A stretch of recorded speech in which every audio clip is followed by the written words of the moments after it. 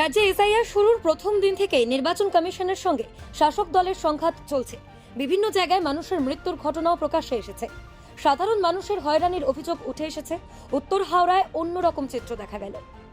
মালিপাঁচঘড়া থানার পাশে হরিজন বস্তির মানুষজন যারা বংশানুক্রমে হাওড়া পুরসভার সাফাই কাজের সঙ্গে যুক্ত রয়েছেন, তাদের ডাকা হয়েছে হিয়ারিংয়ে। তলব পেয়ে তারা অস্থির। তখন তাদের পাশে এসে দাঁড়ালেন বিধায়ক গৌতম চৌধুরী। সবাইকে আশ্বস্ত করে বাসের ব্যবস্থা করে পিকনিকের মেজাজে পৌঁছে যান শুনানি কেন্দ্রে। আমাদের 3 নম্বর ওয়ার্ডের কাউন্সিলর পুরপিতা বাপি মান্না রয়েছে। এই 3 নম্বর ওয়ার্ডে একটা হরিজন স্ল্যাম এরিয়া আছে।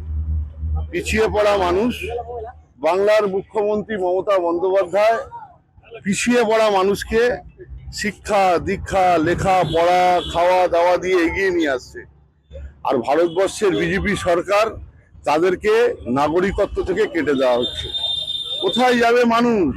আমরা তাই বললাম যে বিজেপির হয়রানি, ভ্রমণে হেয়ারিং। সমস্ত বাচ্চাগুলোকে কাঁধে করে কোলে করে নিয়ে গিয়ে মা তার বাচ্চাকে নিয়ে গিয়ে আজকে হেয়ারিং এ যেতে হচ্ছে। আমরা তাই বাস করে দিলাম, পিকনিক মুডে তাদেরকে পাঠাচ্ছি। একদম কেক জল মিষ্টি কাজু পেস্তা খাইয়ে একদম পাঠিয়ে দিচ্ছি। আর নাম আমাদের ছিল, আমাদের 2000 আগে আমার বাবাদের নাম ছিল, তারপরে আমাদের লিস্টে নামটা আসছে না, নাম আসছে না। আমার বাবারও সবাই ছিল, ওইখানে আমাদের গভর্নমেন্টের মধ্যে লিস্টে নাম আসছে না, এই জন্য আমাদের হেয়ারিং এ ডেকেছে। আর দাদা আমাদের অনেক সমর্থন করেছে, বাসে করে নিয়ে যাচ্ছে দাদা, আমাদের গৌতম দা আছে, আমাদের নিয়ে যাচ্ছে, রবিদা।